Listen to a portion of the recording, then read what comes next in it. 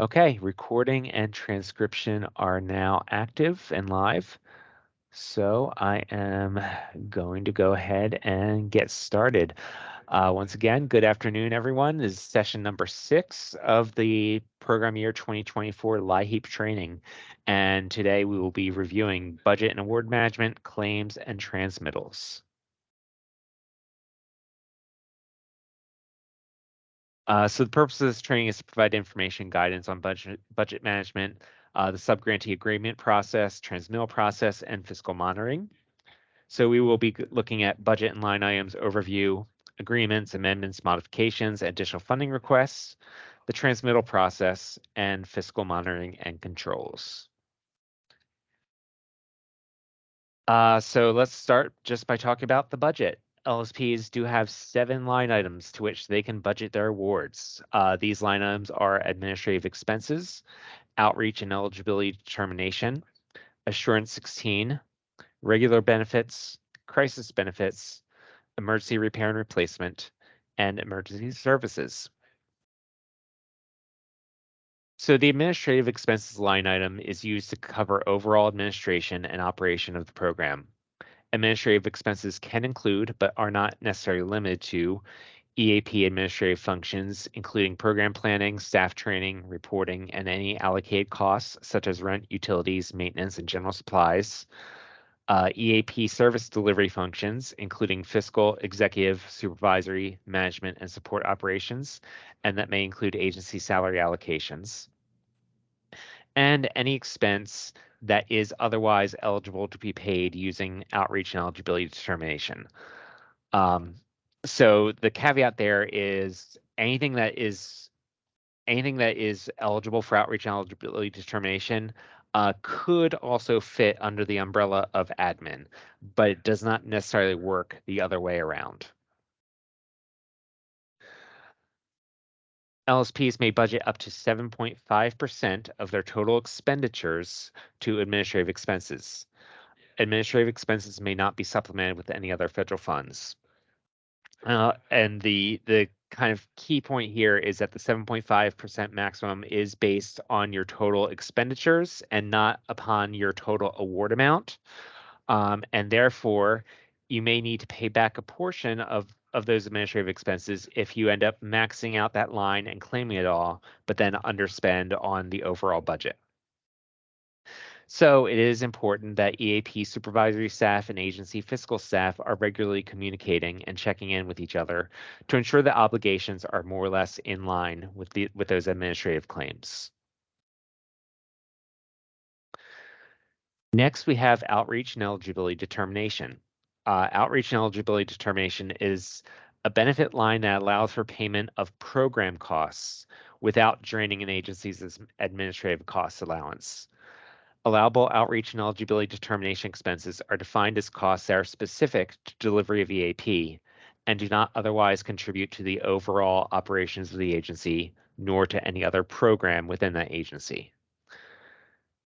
Key point here is that indirect or allocated costs may not be charged to outreach and eligibility determination under any circumstances, nor may any payroll for management, executive, or supervisory staff, even if a manager or supervisor only oversees EAP, and also regardless of what job duties that manager, executive, or supervisory staff is engaged in. So all of those expenses related to management, executive, and supervisory staff must be charged to the administrative expenses or paid from unrestricted funds.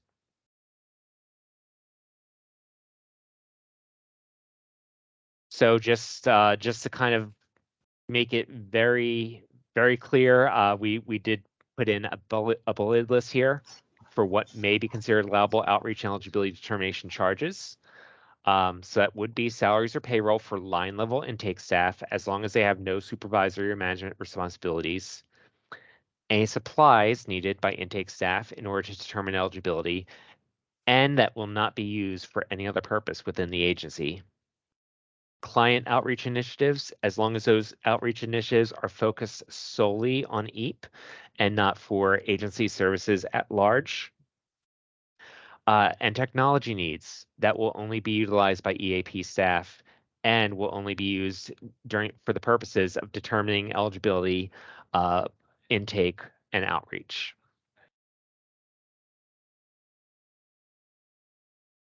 As for what may not be considered allowable outreach and eligibility determination charges, we have salaries or payroll for management, executive, supervisory, fiscal, or other support staff, whether direct salary or spread, regardless of duties being performed.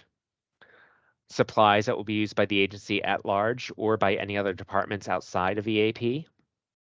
Client outreach initiatives that promote the agency as a whole or any other agency program, whether or not EAP is included as a component of that outreach. And technology needs that will be used by other agency departments outside of EAP or will be used within EAP for any purpose other than intake, eligibility determination, or outreach. Also, rent or utilities are not allowable outreach and eligibility determination charges, even if those utilities or that rent is for an office location which only exists to provide EAP services. And finally, indirect and allocated costs is not eligible for outreach and eligibility determination, regardless of what the use is. And just to reiterate, payroll for management, executive, supervisory, and agency clerical support staff may not be charged to this line item, even if they're only overseeing EAP, regardless of what job duties are being carried out. All these expenses must be charged to the administrative expenses line or paid from unrestricted funds. And I do want to note that this is based on our understanding of a federal rule related to the definitions of administrative expenses and program costs. We have been given this guidance multiple times by national partners. Our understanding is we have no leeway on this. So the outreach and eligibility determination is limited to a cap of 4.5% of an LSP's EAP award. The good news here is the 4.5% is based on the total award that you get from us and not based on expenditures. So even if you max out that line and claim it all and underspend on your overall budget, there will be no payback needed due to potentially ending up over that 4.5% when the total expenditures are tallied up. Now, if an LSP exhausts its outreach and eligibility determination line, those items may also be paid out of the administrative expenses line item. So that's kind of where I was saying that all outreach and eligibility determination can be paid from admin. It just doesn't work in the reverse.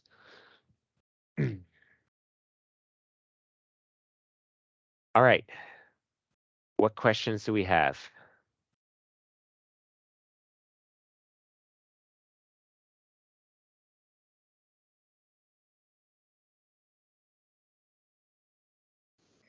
All right. Seeing none. Oh, go ahead. Well, I mean, okay, you said that this was federal rule, no EAP manager can be charged to allowable outreach or eligibility. Now, their program, I don't get it. Because they're programmed, they do nothing but work in EAP, and they're not administrative. They're low level, different level. So I don't understand why that couldn't be. An EAP manager could have that ability. Plus, if there was, that of the admin section as well. Right. I don't get it. Yeah, no, and that's valid. Like I said, my understanding from speaking to multiple national partners, including consultants who partner with grantees, with grantees at the state level, and also work as a liaison with HHS.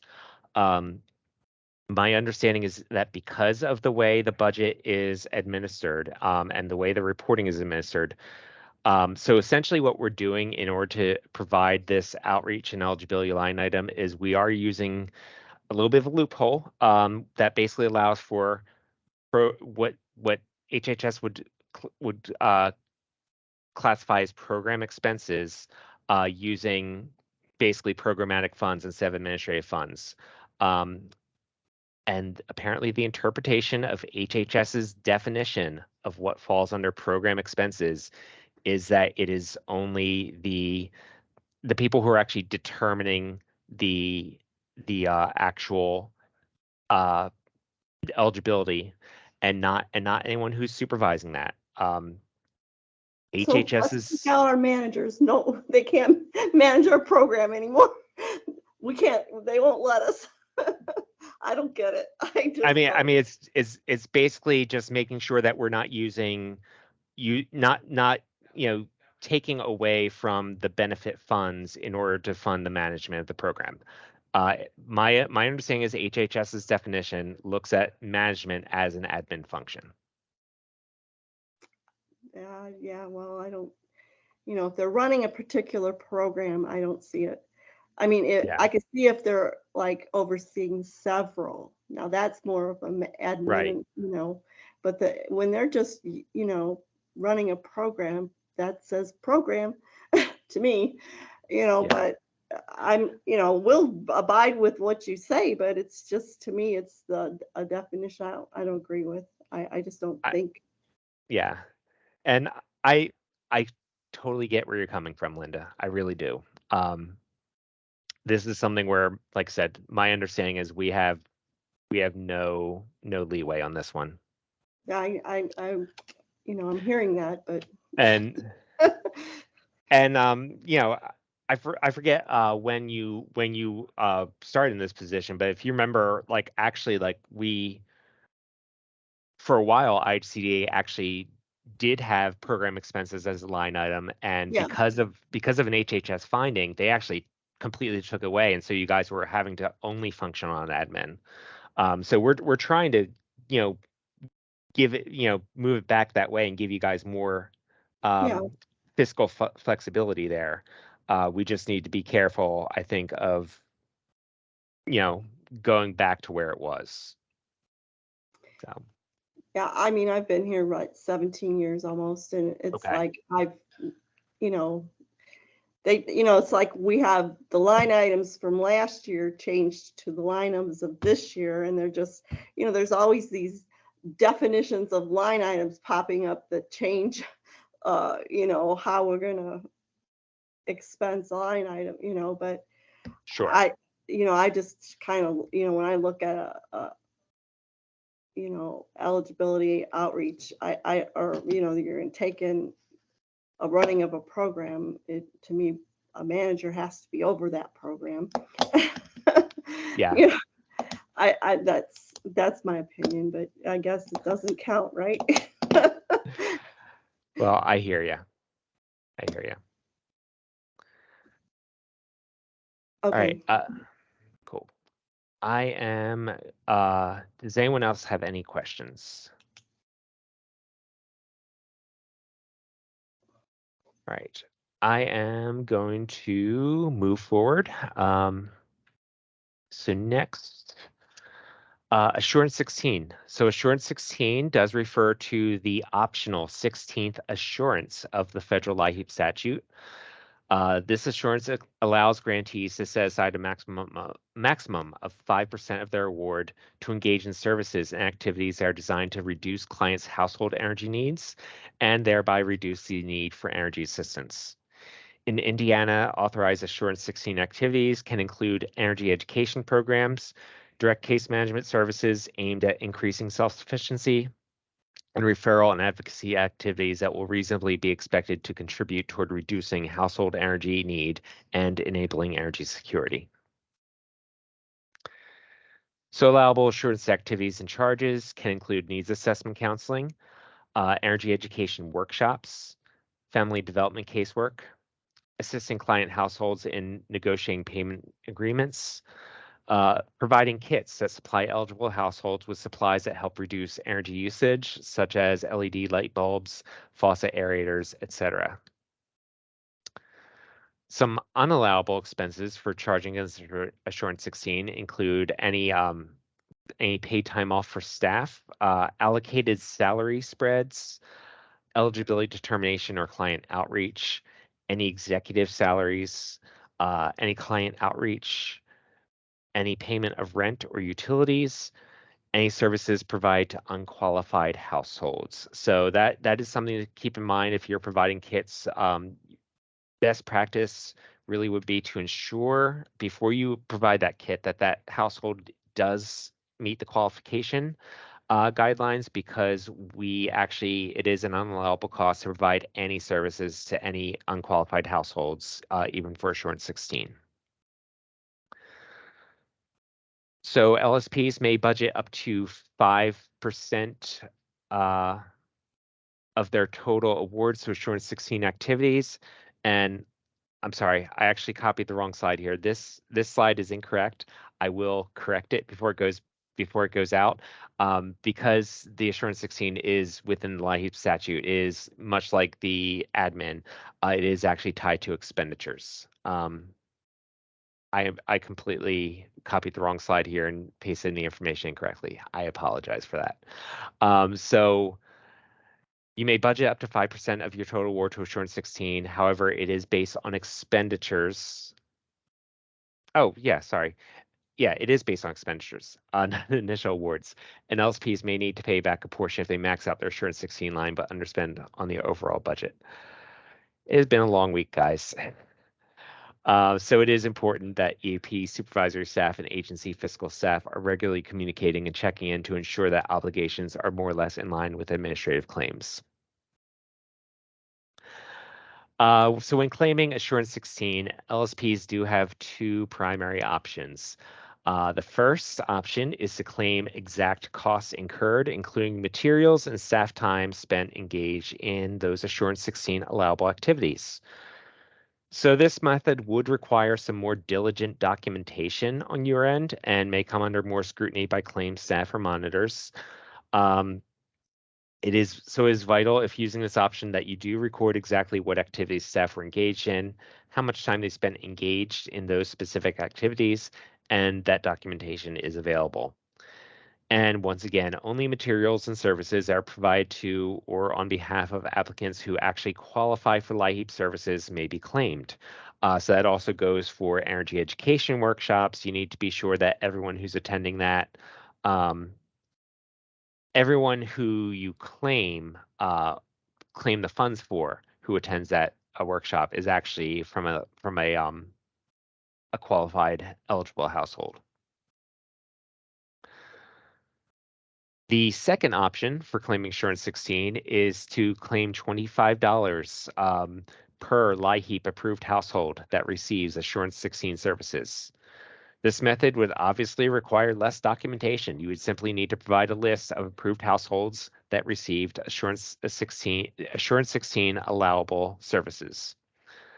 However, if you use the $25 per household method, you may not also claim the staff time for delivering those services. Essentially, you're claiming the $25 per household for those services in lieu of claiming that staff time.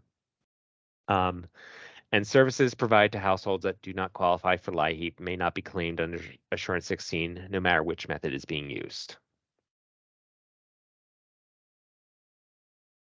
Next line items are regular and crisis benefits. So our regular benefits are awarded based on matrix points. Matrix points are worth $25 each. And there is also a flat rate electric benefit added on of $150.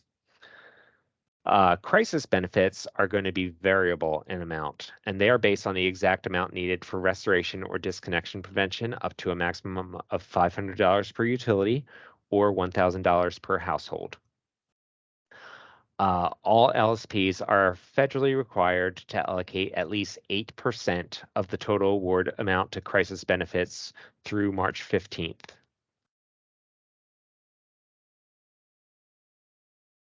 And LSPs may budget up to a combined 10% of their total award to the two emergency benefits lines. That is emergency repair and replace and emergency services. That 10% maximum is based on the total award, not on obligations or expenditures. And note that beginning this year, the previous timeline we had on the emergency benefits, that they were only able to be administered between November 1st and March 15th, is being discontinued. So IHCDA policy is currently what we told you before was that we required you to keep some funding in the ERR line item through March 15th. We currently have removed that guidance from our manual. So the policy does not currently require a minimum amount to be budgeted to either of these lines. But do note that that administering these benefits is not optional. So if you choose not to keep funds reserved in these line items, that is okay. You just must be prepared to submit budget modification if the need arises to move that funding in order to administer these benefits. So here's a chart just reviewing the different line items. If there's a maximum percentage that you can allocate there, and what the calculation of that percentage is based on. So as you can see, eligibility, the administrative line item and the assured 16 are both based on your obligation and expenditures. Everything else is on total award.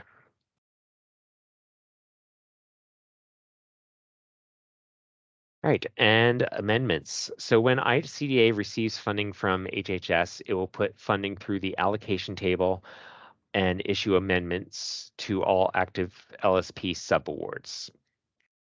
Amendments may also be issued as a result of an involuntary deobligation of funding. For instance, if an LSP does not meet benchmarks, a voluntary deobligation by an LSP, or due to an approved request for additional funding by the LSP, provided that IHCDA has those funds available to them. LSPs are expected to issue a request for additional funding once it has obligated 90% of its benefit lines. And additional funding requests must be reviewed by the community programs team and approved by IHCDA's executive director before being granted. And IHCDA does reserve the right to partially approve a request, specifically if we, or especially rather, if we have more requests than we have funding available. Upon approval, community program staff will issue the amendment. That amendment must be executed by the LSP executive director and IHCDA's executive director. And then community programs must receive and approve a completed corresponding budget from the LSP that matches the amendment before the budget can be updated in the IHCDA online DMS system. So I mentioned additional funding requests. Additional funding requests must meet the following requirements. They must be submitted on LSP letterhead. They must be signed by the LSP's executive director. And they must include an estimated number of clients to be served, including summary of existing appointments scheduled and mail-in applications received, the average benefit per client for your agency for this year, the estimated amount of funds to be used in program administration, the total amount of funds being requested, and the estimated length of time that those requested funds would cover.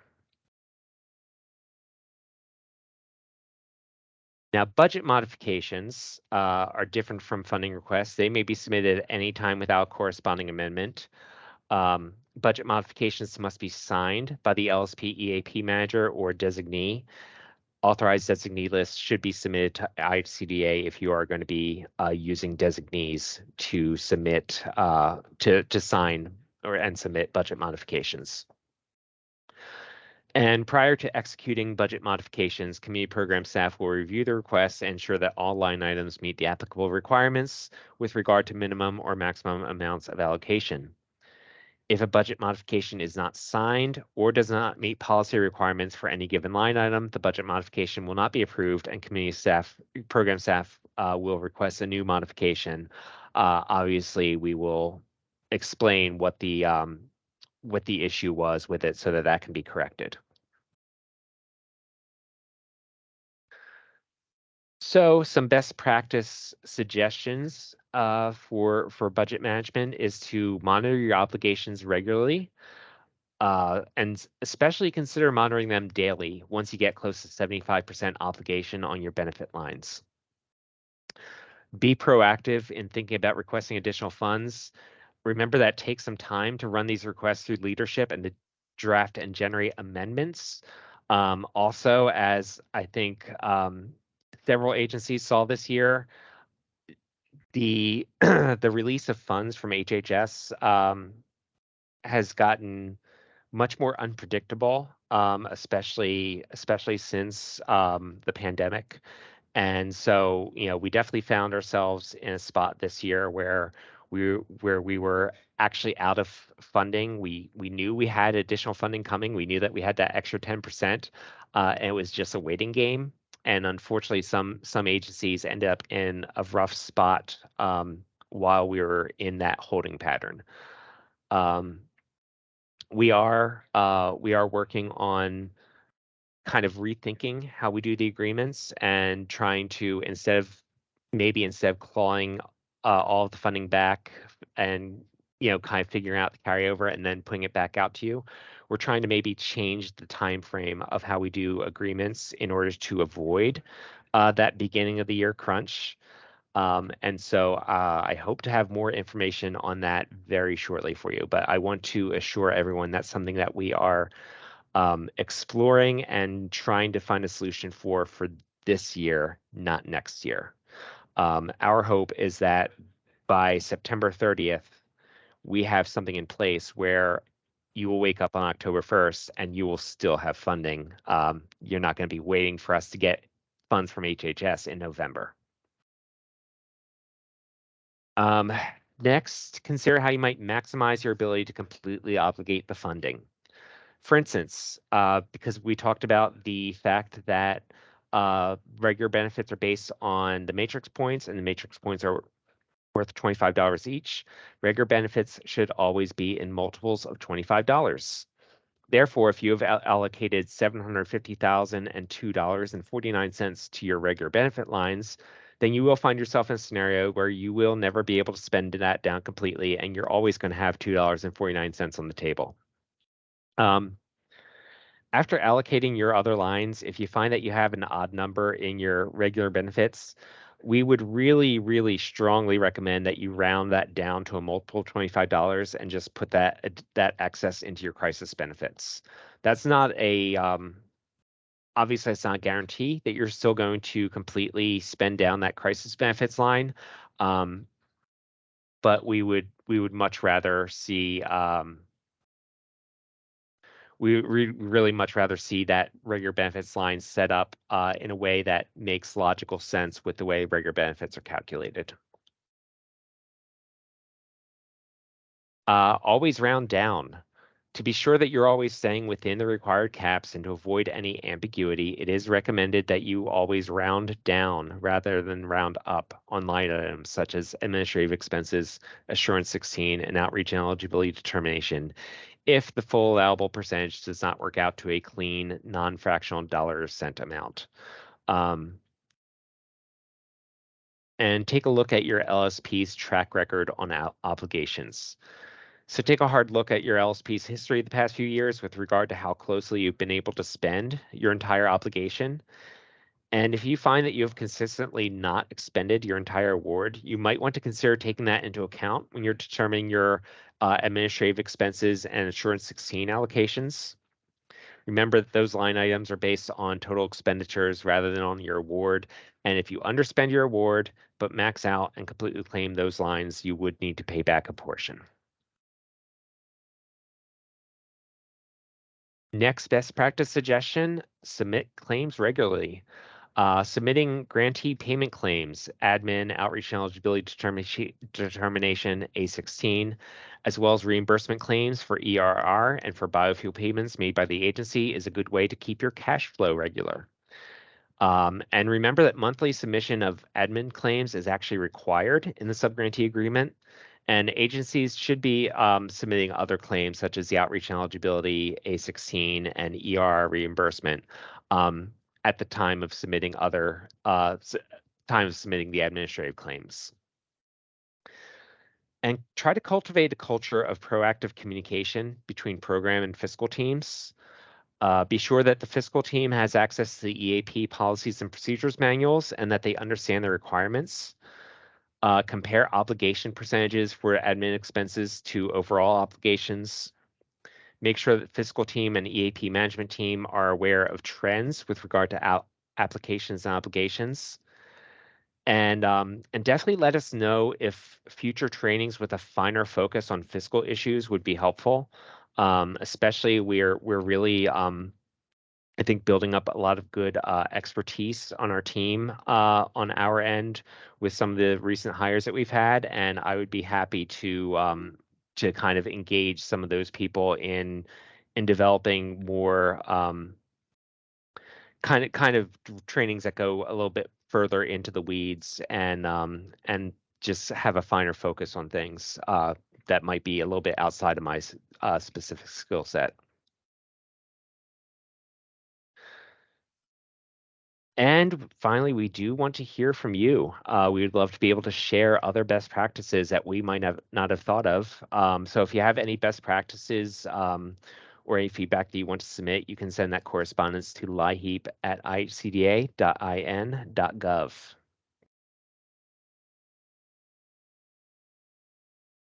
All right, we are up to another question break. And I know that we just went through a whole boatload of content.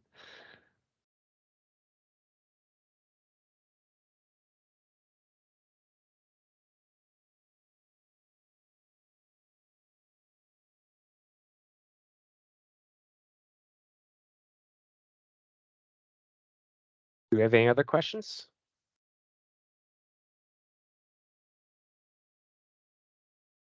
All right, I am going to push forward then. Oh, Angela, I saw you unmuted yourself. Do you have one?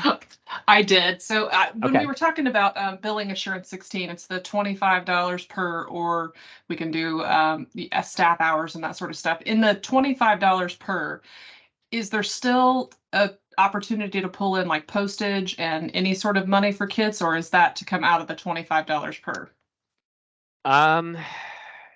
You know what? I think my understanding is it should be one or the other, but I'm happy to kind of have an internal discussion and get some other perspectives on that, particularly from probably our fiscal folks here, just to be sure before I say definitively yes or no. So my understanding is it's either or, but I'm happy to seek further clarification. Okay, thank you. Absolutely. Sam. I just did the assurance 16 and we claim the $25 a household, and you are not allowed to claim any of the postage or anything else with it. It's kind of all falls into the same pot right there. You've got to pay for the kit and the postage, and then you claim the $25 a household. Okay. Great. Yeah, that was my understanding of it because I did my understanding was that otherwise it would be viewed as kind of double dipping almost on a household. But thank you for that.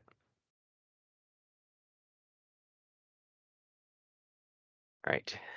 Any other questions or discussion before we move forward? All right. So next we are going to start getting into transmittals. Transmittals are the official written or electronic notification to a vendor that we are committing to send a specific amount of benefits on behalf of one of their customers. Language in the EAP Memorandum of Agreement instructs the vendor to accept the transmittal as being a binding agreement to pay, in spite of the fact that their MOA exists between them and ICDA rather than with the subgrantee. This is why it's so important that any claims adjustments after a transmittal has been accepted are handled with the addition of positive or negative claims rather than adjusting the existing claim. So the transmittals consists of several components. There is the transmittal report, the transmittal signature sheet, the EDI, the electronic data interchange, which is often referred to as the electronic transmittal. For any transmittals that contain a negative claim, there is an overpayment remittance sheet, and that must be sent to the vendor along with any overpayment transmittals. And the direct payment spreadsheet, which is generated on the back end for any transmittals that contain direct payment claims, such as for applicants who have utilities included in the rent, or for biofuel payments. Some agencies run their transmittals completely through program staff. Some run them completely through the fiscal office, and there are other agencies who have a more collaborative process. Although the collaborative process is probably the most secure in terms of checks and balances on the obligation levels and the potential for both human error and fraud, waste, and abuse, I do want to say that there's nothing inherently wrong with any of these approaches. Agencies who run transmittals solely out of their program office or solely out of their fiscal office, however, should be sure they have additional communications and corrective procedures in place and that each part knows and understands the other's role in the process. So here is kind of a high-level overview of the transmittal process and the timelines. So the LSP generates transmittals preferably on a weekly basis. The LSP sends transmittals to the vendor. That may be after a review. Vendor signs and returns the transmittal. So they will be reviewing that for accuracy and checking for any closed accounts, ensuring that all the accounts that are on there are actually their customers, or they should be doing these checks anyway. And that should be returned within 7 days. At which point the LSP would then review the returned transmittal and making any changes in the EAP Connect based on those corrections. LSP then submits the transmittal to ICDA for payment within 7 days of receipt from the vendor. And then ICDA would make that payment to the vendor within 30 days of that submission.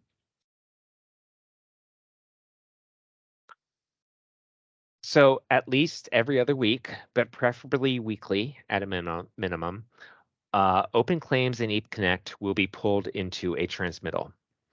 The transmittal is sorted by vendor and by funding source.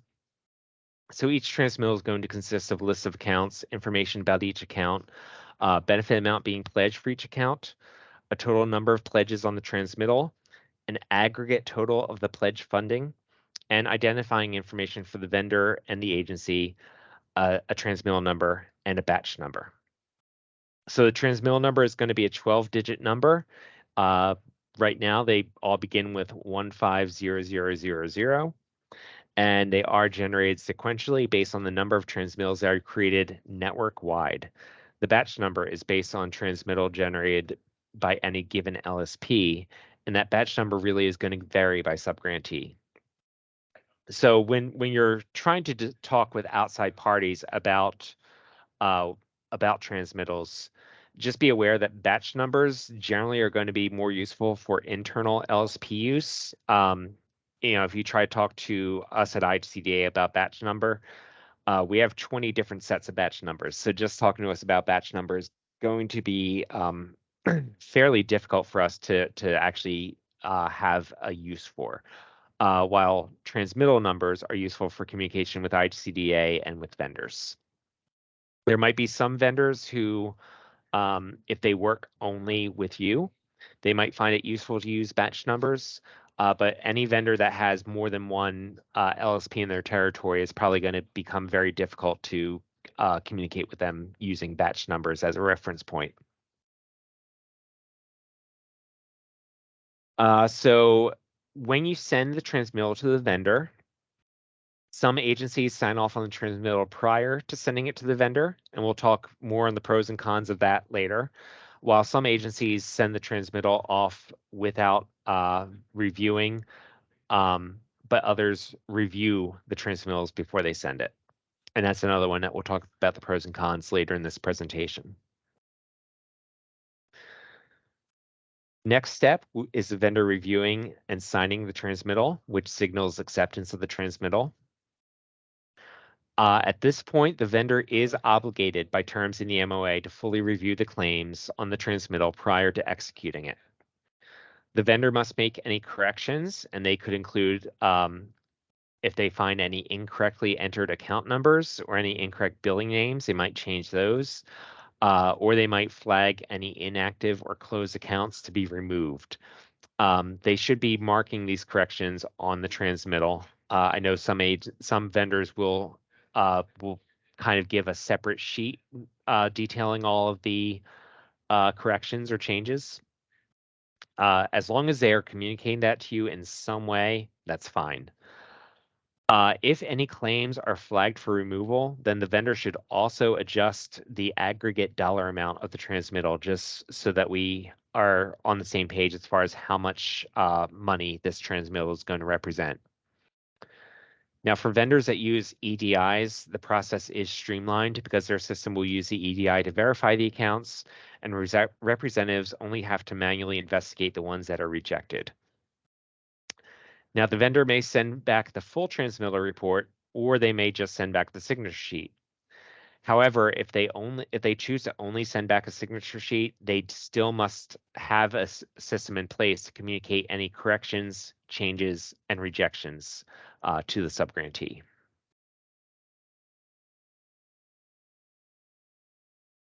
Once the vendor has returned the transmittal to the LSP, at that point you would review and make any changes or corrections in EAP Connect. All corrections or rejections, deletions noted on the transmittal must also be made in EAP Connect. Failure to make these changes may lead to monitoring findings, and they could represent federal monitoring findings if pulled by HHS. It also has the potential to lead to waste or abuse of federal funds. And it is not enough for us to know that the vendor is applying the benefit to the correct account, but we must also be able to demonstrate that the vendor is applying it to the correct account. It's kind of like the 5 rights we were talking about yesterday with the fraud, waste, and abuse.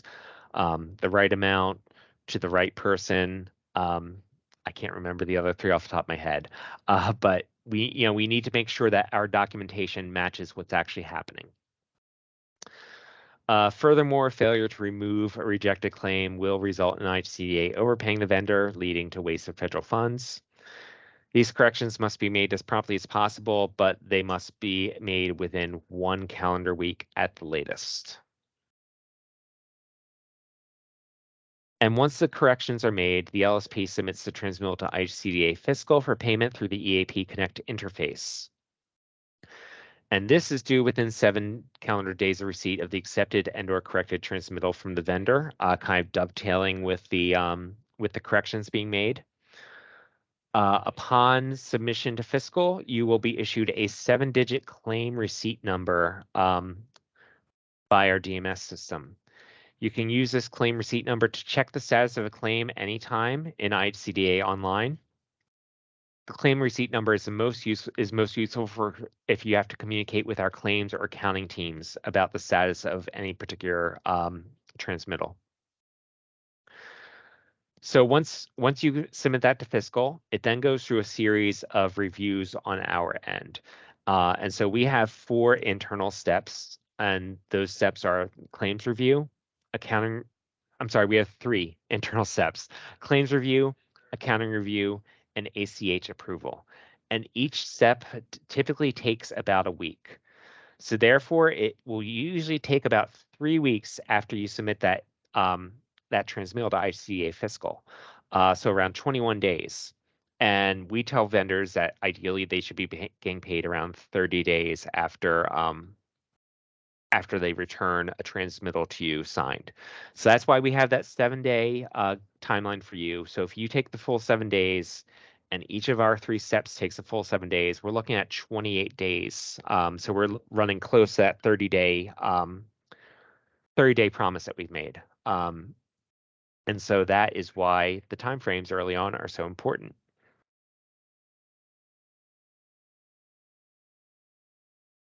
All right, so let's talk about some special considerations having to do with transmittals. First, transmittal generation, review, and management. So just some things for you to consider as you're looking at your internal processes. Are transmittals being grouped by funding program, that is regular versus crisis? I will say that if you are reviewing those transmittals before you send them out, especially if you're reviewing them to make sure that the amounts seem correct, if you have regular and crisis on separate transmittals, that's definitely going to be easier for you to see anomalies on that regular funding transmittal. Are transmittals generated by program or fiscal staff? As I said earlier, there's nothing inherently wrong with any approach. You just want to be intentional about which approach you take and make sure that you have sufficient controls in place. Are you operating on a fixed regular schedule for transmittals? Are the transmittals being reviewed by program staff prior to being sent to the vendors? And things you might be reviewing for include irregular amounts, missing account numbers that clearly do not match the format for all the other customers on that transmittal. Do you have a tracking system set up for your transmittals? Do you follow up with vendors if you've not received a return transmittal within a certain amount of time? Are you signing before you send to the vendor or after you get it back? Several agencies pre-sign their transmittals upon generation, sometimes doing so electronically in order to save time and burden. I do know that Rowing has rolled out an electronic signature tool to make it even easier and faster for you to pre-sign those transmittals. But something to consider, though, is that an agency signature represents acceptance of the transmittal before the vendor has marked any corrections or rejections. And that if you want to consider signing upon return from a vendor, that can be a good way of documenting or tracking the timeframes for submitting accepted transmittal to fiscal.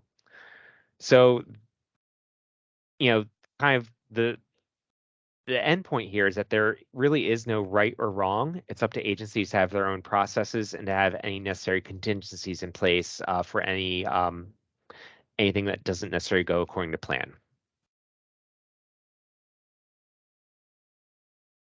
Next considerations we're going to look at are making and verifying corrections. So consider whose responsibility it is in the agency to make those corrections. If fiscal is receiving the transmittals, are they going in and making the corrections? Is the EAP manager making the corrections? Are they passing it back to program staff to make corrections? When making corrections marked by vendor, are you comparing the corrected information to the information in the file to make sure that the entire file matches and would hold up to any kind of monitoring or audit? If corrected information does not match the information in the file, is somebody following up with the vendor to clarify and ask questions? If the vendor indicates an account number or billing name has changed, are you requesting documentation of that information so that you have it for the file? And if claims are rejected, are you comparing the new total listed on the transmittal to the new total in the EAP Connect submission system in order to make sure that everybody is completely on the same page and that the vendor is not going to be surprised if the transmittal comes back for less than what it was marked to be. Collaboration between program and fiscal teams. In order to be as successful as possible, program and fiscal staff should be in lockstep. So by knowing what is going on in each other's worlds and the role that each plays in this process, more informed discussions about issues such as realistic administrative expenses limits and the proper billing of Assurance 16 can be had more productively. And just to kind of put a bug in everyone's ear, program staff can view full budget details, including any pending claims through ICDA Online, if you have a login for ICDA Online. And so that would be really managed within your agency. There are, if there are concerns about unauthorized people having access to do stuff with claims, there are view only logins available. And so that's I think a conversation to be had internally with each agency as far as access to that goes.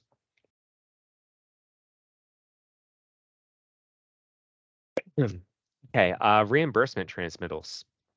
So certain kinds of claims, and I'm talking namely about those for crisis biofuel payments that are issued in-house directly to the client, and for biofuel vendors who enter into an MOA relationship with the agency and that the agency pays directly, would require special handling and additional steps.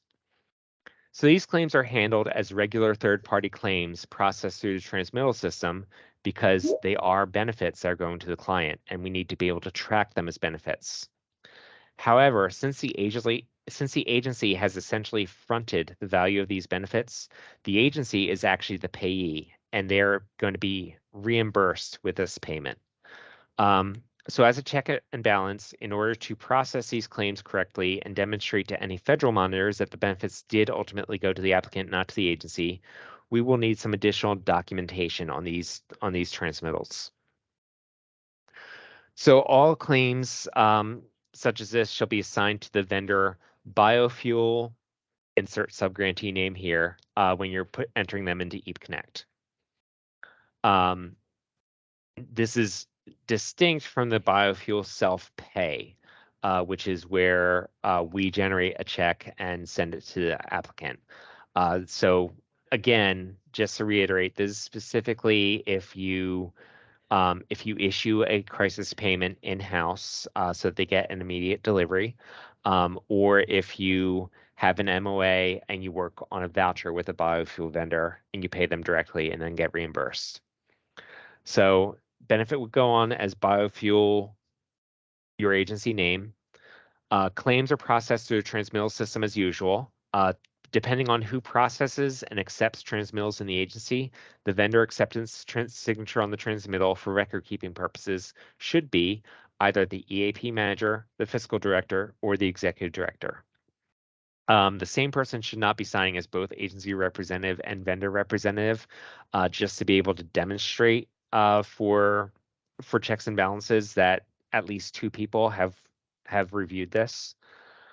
And when you submit that to fiscal, you're going to want to take note of the claim receipt number that EAP Connect gives you for your reimbursement transmittal claim, because you will need that when you attach the additional documentation.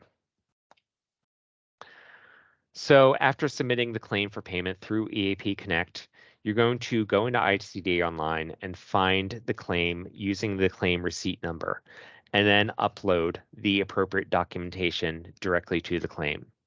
So for reimbursements of crisis paid to applicants, an itemized applicant list with benefit amounts and the transmittal report can suffice for this, as well as scans or electronic facsimiles of the checks that were used.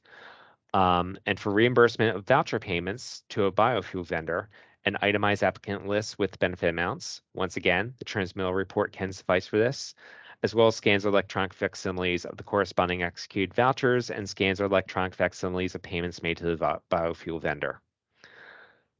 It may facilitate this process if EAP SEF and fiscal SEF can work out a procedure to create and store facsimiles of these checks and vouchers in a central location, so that those can easily just be retrieved and attached to the claims.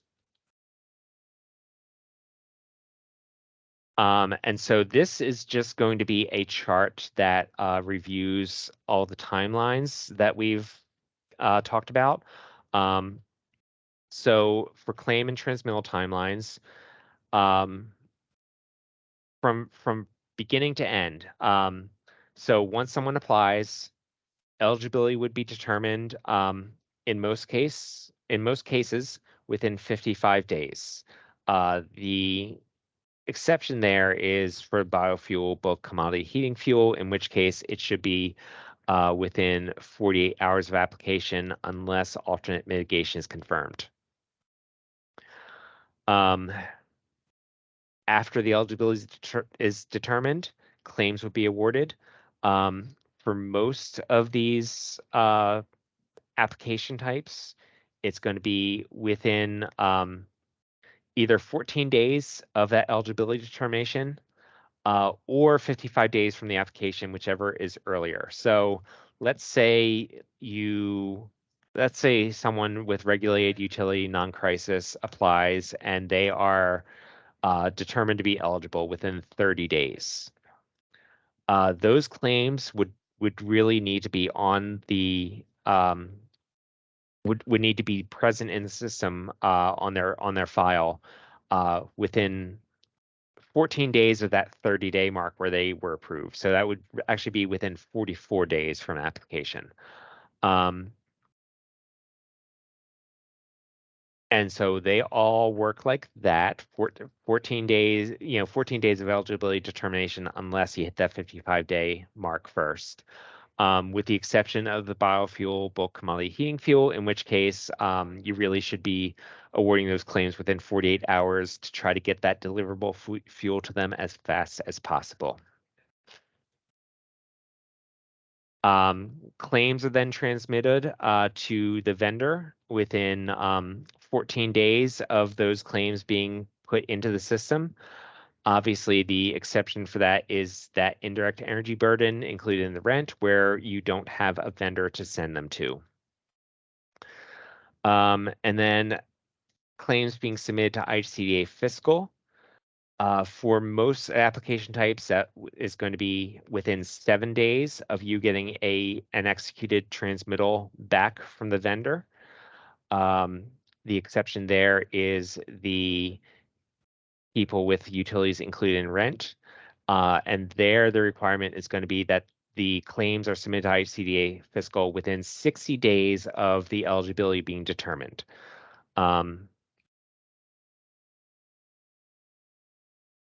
ICDA fiscal has 21 days to review any type of payment. And so just to give you an idea of the timeline and how it kind of jives with what we tell applicants on the approval letters. So final payment of a benefit, assuming 7 days for vendor approval. For most of the application types, we're looking at 49 days from approval date, from approval, a maximum that is of 49 days of approval date from you approving an application to the payment going through. If you take the maximum amount of time, that 55 days on the application, that could go up to 104 days. Obviously, bulk fuel, unless they're clearly not in crisis, that should be a tighter timeline. So we're looking at that being within 51 days of application date at the most. But I do want to draw attention because I know, a hot topic every year is the self-payment checks and the guidance that we gave that might take up to 120 days. So as you can see on this chart, if every step takes the maximum amount of time, we are looking at 115 days from the date of application for that check to come through. So I just wanted to kind of lay out how these timelines work and why it's we kind of stress these timelines, from time to time. Negative transmittal or overpayment. So those should always go out within 60 days of eligibility determination. And address changes in EBTRs within 90 days of account closure. And of course, that is going to be, with an EBTR, that is going to be contingent on the applicant actually informing you, actually letting you know that they have changed their address or have changed their account or whatever. All right, we are nearing the end here. We should be good on time, and we should have time left over for final questions also. So now we're going to talk about some fiscal monitoring and controls. So I do want everyone to note that we do have a new fiscal monitor, new-ish, Michael Van Osdal, who will be working alongside Renee and conducting a review of sampling of claims as part of the EAP monitoring process. As many of the findings that required a corrective action in our last federal monitoring were in fact fiscal in nature, we are working proactively to improve our controls and our processes in that area. So as such, In EAP monitorings in recent years, we've been moving toward a stronger emphasis on fiscal matters, and we have been instituting more robust controls and requirements at the fiscal level.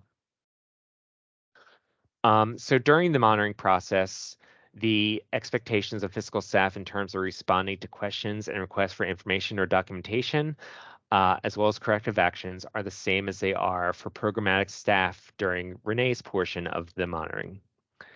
And because this is a federally mandated monitoring, it is important that all staff members involved in the monitoring approach it as they would the CAR or any monitoring by HHS.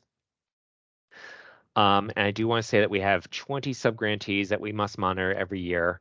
And so in order to do this, we must coordinate Renee's and Mike's schedules with the schedules of managers and directors at each subgrantee's office. It really is a huge undertaking, and any delays at any level can risk throwing a wrench in our entire system. One area that HHS has been putting renewed focus on in recent years, we've been hearing a lot about this on our HHS kind of quarterly calls with our program officers and also in our in-person trainings when we get them, is vendor refunds and return of funds. That's really been a focus of theirs since about 2019 or 2020. Our current policy states that if a utility vendor does not return funds from an overpayment, remittance, or negative transmittal, it becomes the LSP's responsibility to return those funds from their unrestricted funding sources. However, it appears that with some exceptions, this is either largely not happening, or if it is happening, the repayment is not being linked to the ROF claim, and it still appears in the system to be outstanding. So basically what's happening is we are seeing, and this is going back years, years and years of just these still open, outstanding negative claims where there's not a payment linked to them to show it as resolved. Do I believe that every single one of these claims has not been paid? No, I don't believe that for a moment. The problem is that we are not able to document that those payments happened. And so in our system, they still show as outstanding. Also, whenever we're pulling reports, if we're looking at outstanding claims, it's just gumming up the works for the entire report. And year after year, it just keeps growing. So we're trying to really kind of correct that moving forward and figure out how to correct the previous ones. So to address this, it is necessary that LSPs monitor outstanding ROF claims in EAP Connect and or IHCDA online. I do want to reiterate the policy that's already in the manual that if a vendor declines to return funds for an overpayment, it will be the LSP's responsibility to repay the outstanding claim. And we will be monitoring this a little bit more proactively this year.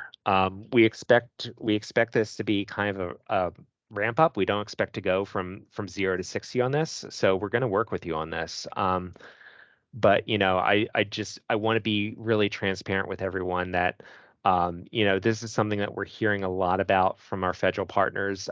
This is something that we need to do a better job of addressing, and we want to work with you to develop better processes on this. And do note that in order to help us with this, all outstanding ROF claims must be received and reconciled by IHCDA prior to closeout. I want to specify, put an asterisk on this statement. This is a program year 2024 training. So I'm not going to hold your feet to the fire and hold up your closeout on 2023 based on this. This is something that's going to affect for this coming program year. Some more fiscal controls. An EAP claims cover sheet is being introduced this year. I believe that most agencies should already be familiar with this concept because I believe there is one for CSBG. And Mike was very instrumental in developing this EAP claims cover sheet. It will be required to accompany all claims that are submitted in ICA online, again, starting for this coming program year 2024. It's not going to affect any remaining program year 2023 claims. Please note that claims in which expenses are allocated among several departments or grants, the LSP must have a cost allocation plan on file with IHCDA, and allocated costs must be detailed to the line item level.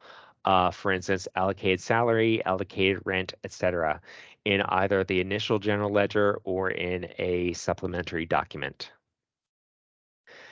And food may be paid for using EAP funds if it is provided as part of a training that is either EAP focused in nature or has a relevant application to EAP.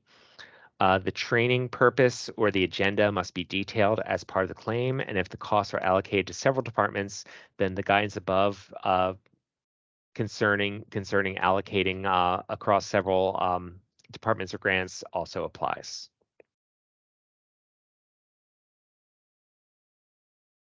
All right, that leaves us about 20 minutes for questions. We got through this much more efficiently than I was afraid we would, so or more efficiently than I thought it would be less efficient than it was. I am sorry, it's been six sessions, guys. I'm tired. Lane. So I just wanted to clarify, you mentioned that when we do a negative transmittal to a vendor and they sign and send back a copy of that transmittal acknowledging it, we could be liable if they don't pay it back? If they signed and acknowledged that, please send that to us and we will hold their feet to the fire. It's Okay. more if they completely decline, if they're like, no, we're not signing this, we're not sending it back. If it was an overpayment due to an agency error, someone needs to pay that. And if they're if they, from the moment they get the transmittal, they're like, no, that would be something that would become the LSP's obligation. However, I will say if they have signed off on a negative transmittal, agreeing to it, please bring us into that, because no, my intention is not to make you pay for it once they've actually signed off agreeing with it. So Because I mean, that part was missing in there. I'll that's okay. Yeah. We send those within that 60-day criteria. And I mean, we watch very closely on our bulk fuel folks that our client pays, because we clearly can't get that back once it's out. Right. But sometimes we don't even get a signed transmittal back from the vendor, and they send the payment to IHCDA, and we don't know it till Lisa's emailing us. Lisa Cassell just put in the chat too. She's had the same situation where you don't have that signed transmittal back yet. So I'm emailing the vendor to try to get it. Yeah. So that I have my backup. You can't submit the negative claim to fiscal until you have a signed transmittal. Absolutely. And this is going to be a subject that's going to be brought up in the vendor trainings, in all three Good. vendor trainings. This is definitely something where I think most of our vendors could definitely do better. Okay. I just want to make sure that I wasn't going to be held accountable when they acknowledged it. We were within our time frame, and I have a signed statement from the vendor. Yeah, no, that's a very, very good point, Elaine. That was definitely a nuance that was missing in this slide. So thank you for bringing that up. But yeah, just to reiterate for you and for everyone, if you have a signed negative transmittal from a vendor, accepting that signed negative transmittal and agreeing with it, our intention is not to hold you responsible for repayment of that. We will pursue that with the vendor. Thank you. Absolutely. Rosa, you have your hand up next. So the negative transmittals don't go through the EDI for the electronic vendors? Because you don't get a signed transmittal on that one. There may be an EDI. I'll be honest, I can't speak to the technological side of that process. And even when it comes to the So I will admit, when I wrote that part of the slide, I was working off of my knowledge of the system based on last time I was using it kind of at your level, as far as how that negative transmittal works, and my understanding that it has not fundamentally changed in EAP Connect. If I am mistaken on that, please do let me know. But so you're saying you don't get a transmittal form when you do a negative? Is that what you're saying, Marissa? I do, and I send that Okay. via email. Okay. But since we're trying to do electronically, and Henry was talking about doing the edits and signatures and all that earlier, I wasn't sure if that was going to be sent the same way, or Yeah. that was going to change rather. I think we probably need to talk with Rowing about that, just to be sure. And I just, the negative Yeah. transmittal does go through to the vendor the same way, and they can sign off on it and send it back, because we have multiple vendors who use the portal, and they send the negatives back through that way. Okay, good to know. Thanks, Lisa. Linda. I did have sorry. another. I have just two more real quick. Okay.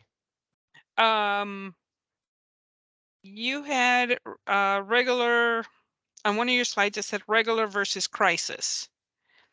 This program season, when you ran a regular and a crisis transmittal, the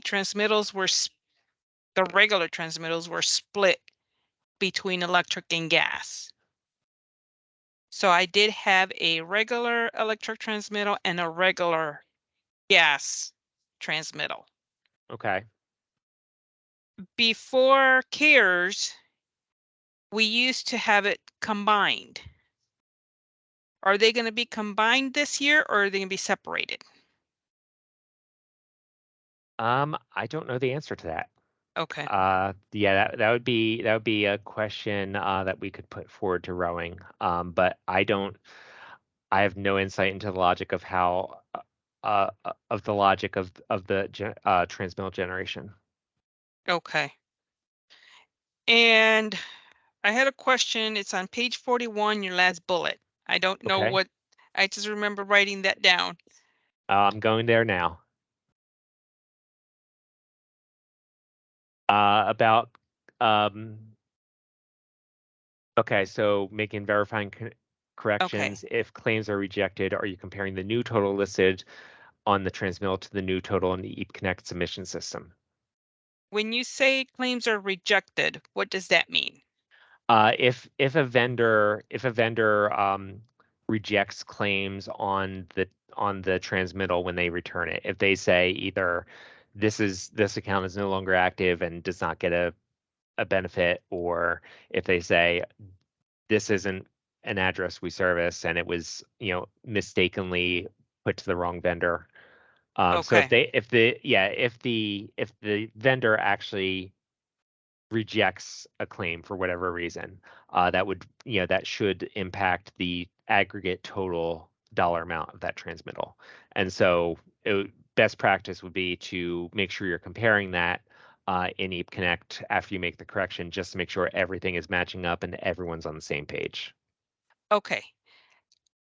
In regards to the EDIs, there's no way to really compare that the vendor has the same dollar amount as I do once I make my corrections. That's what I was telling Henry earlier.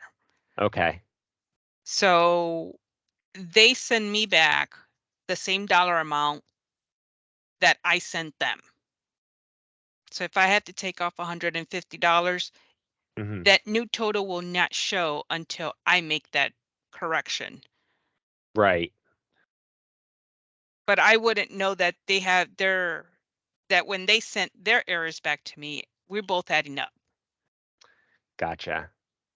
Yeah, so this I guess would mostly apply to people who aren't necessarily doing the portal so much as still working on like emailed like full transmittal reports.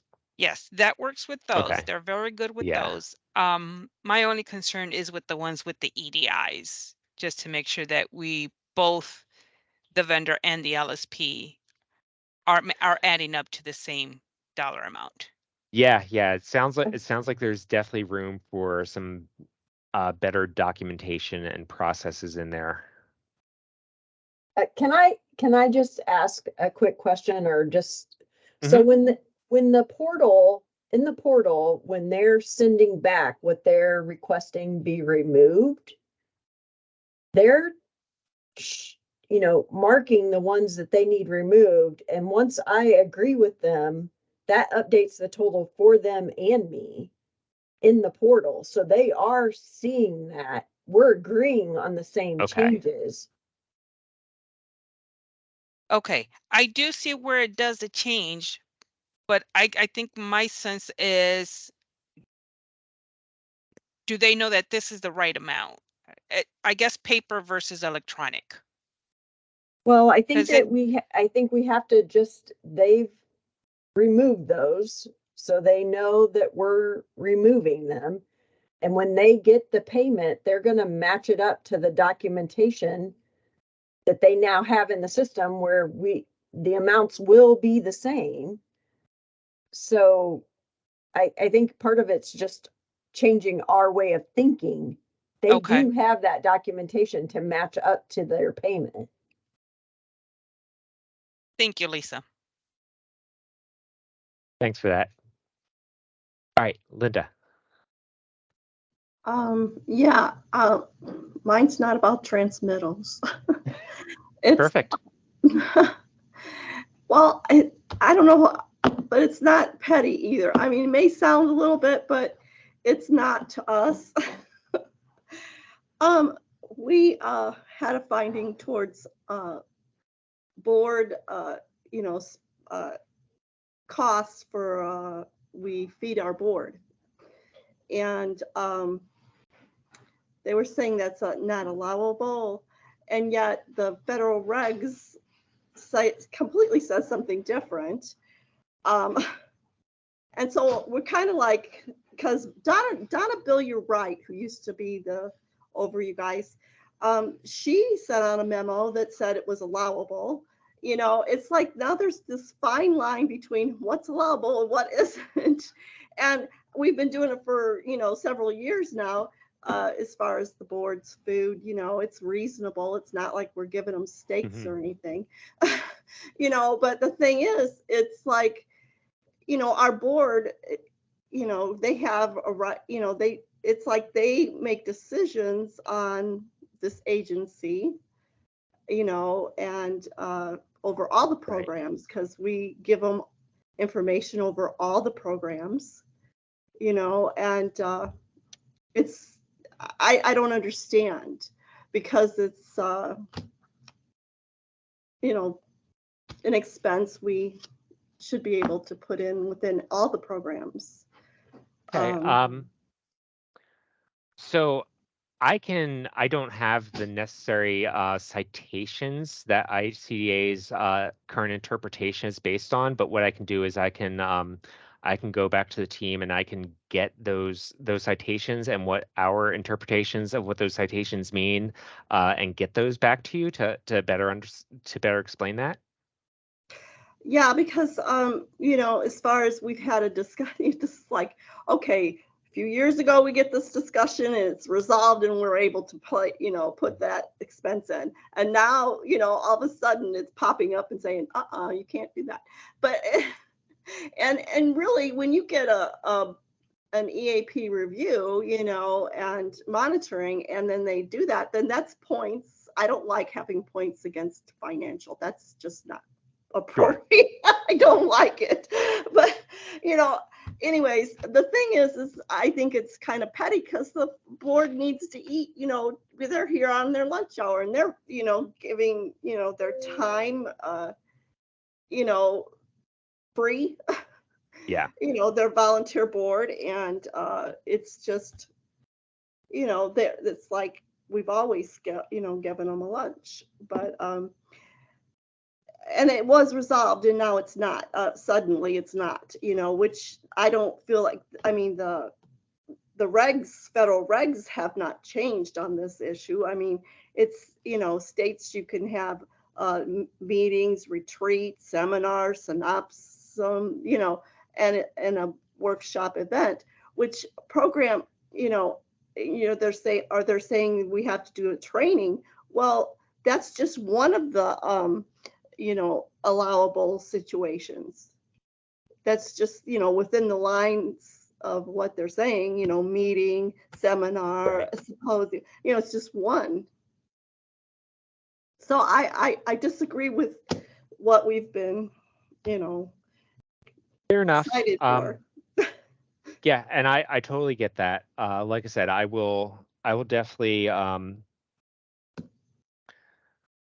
probably sometime in the next week or two. I'm definitely trying to get all the forms and everything out to everyone. So I want to be mindful of how much I'm promising of my time and not overextend myself. So I will say within the next week or two, I'll definitely have some discussions with some people. I will get all of the appropriate citations and how we're interpreting them, and I'll get them back to you so that you have a real substantive answer. I don't want to give you a blow off answer here. I want to give you a real answer, and I don't want to speak out turn. So. Yeah, I mean, because even in claims, the people who run the claims have always allowed it because it was allowable, and now all of a sudden it's not. Yeah, like I said, I'll get the my understanding is that like the way our interpretation of it is that it needs to be connected with a training, specifically. But I'll get the actual citation. Yeah, I mean, because the board, they oversee, all the programs. We give them documentation. We pass out information so that they can make quality decisions. Mm-hmm. So to me, that's just, being a little odd there to me. I don't. Yeah. So no, yeah. I get that. And I'll definitely get back to you on this one. Thank you. Thank you. Mm-hmm. Rosa. Sorry, I forgot to ask one more question. On the signed transmittals, Mm-hmm. I don't have very many issues with the gas and the electric. I just came across one with the water. I hope you don't mind me asking. I'll try to answer it.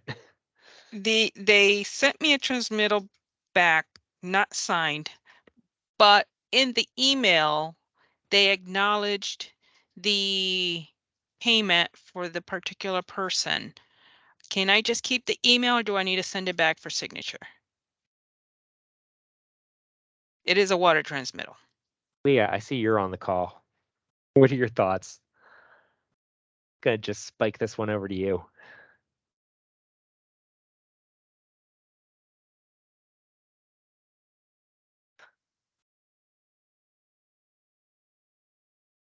Right, Leah might not be at her desk right now. Oh,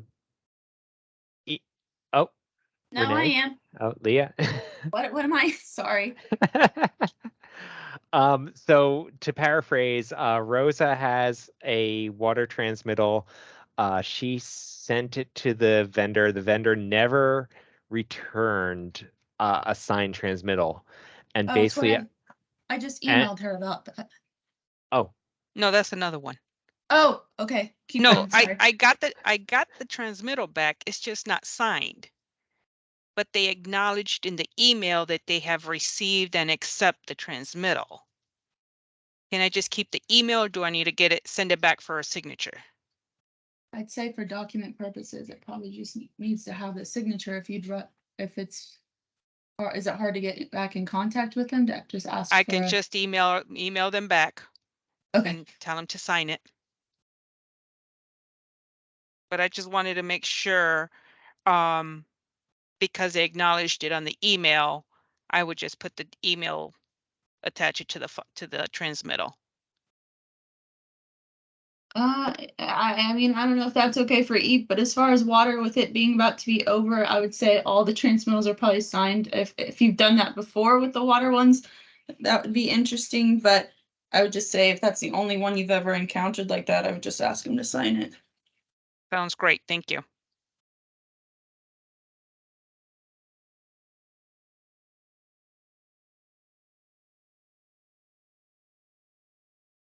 All right, we have 2 minutes left according to my clock. Do we have any other questions?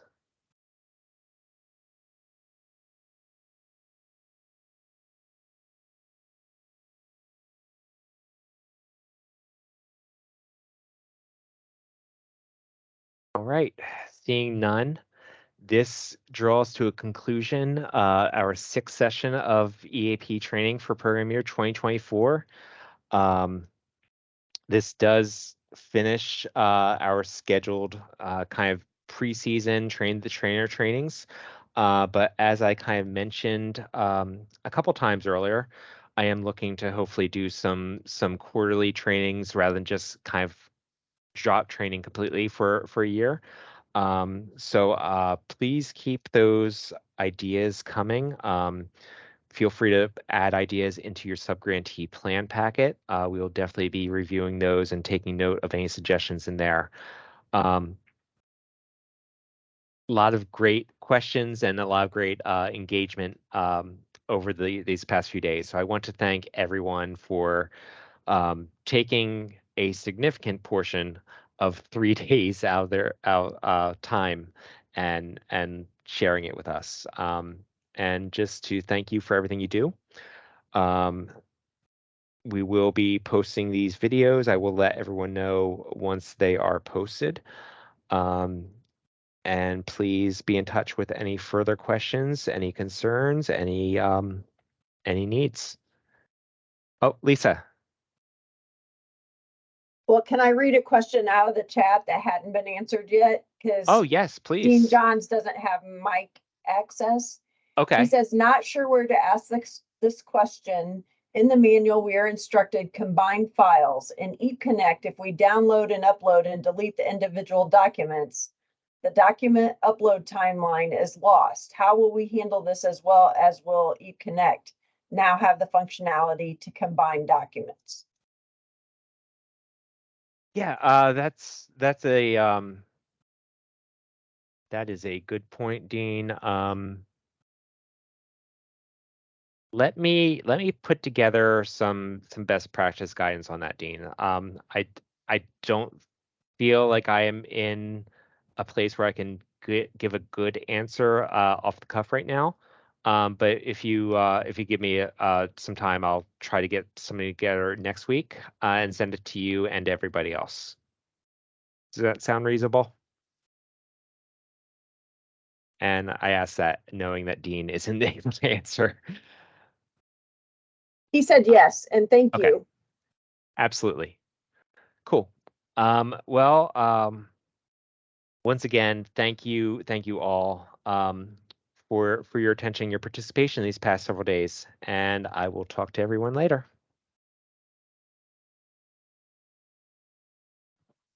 Bye.